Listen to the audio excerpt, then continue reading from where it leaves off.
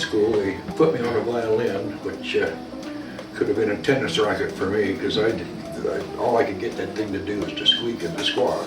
I guess I was about 8 years old when I started playing the banjo until I was up into high school, and there wasn't many girls that liked banjo players. So I took up the guitar.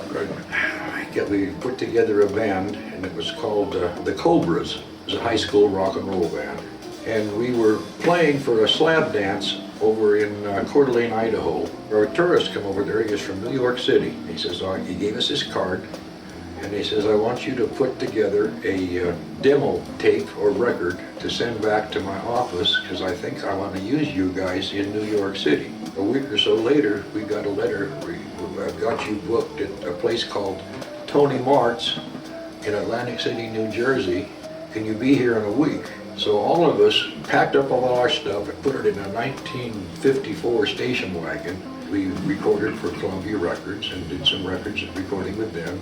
And that had us going all over the country. We were coast to coast and border to border, I'd probably say maybe 6 or 7 times. And then I got drafted.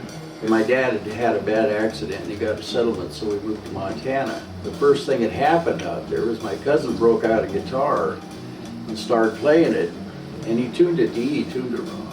But I learned how to play it that way. It was kind of a status symbol, you know, it was always a rivalry between cousins who could do this and that. So I moved away from him and I got a hold of a bunch of Chet Atkins records. So you were self-taught the whole time? Yes. I think I was making like 90 bucks a week at Sawmill, and that was grim work. Green chain, 20 below zero.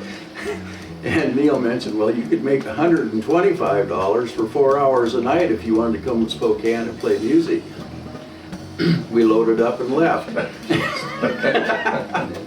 Been here ever since. Neil Livingston called me and said we got a gig over there in Libby, Montana at the Gopher Inn, and would you be interested in playing the bass with us? And I said, well, sure, Neil. He says, okay. He says, I got this guitar player friend of mine that's going to come over and pick you up. And so George shows up on my doorstep. He's got on a pair of logger pants, a flannel shirt, suspenders. I says, oh my God, this is a guitar player. We got over there.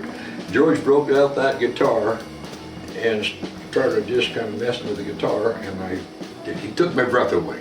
And man, did he smoke that place, and he smoked me, and we just had a wonderful time. And George and I have been together off and on for what, 40 years? Oh yeah. 40 years or so.